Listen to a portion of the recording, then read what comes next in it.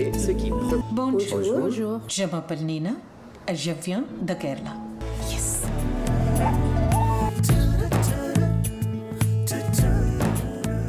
അത് ചാച്ചന്റെ body പൂനെക്ക് set ആയതുകൊണ്ടാ.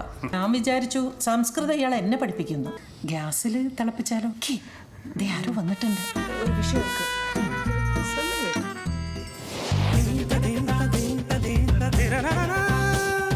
Nice, ma'am. Very pretty, ma'am. Oh, yeah. ഇടയ്ക്കിടയ്ക്ക് വോക്കിന് കൊണ്ടുപോയ ആൾ കൂളാവും. അതാ പട്ടി കടിച്ചത്.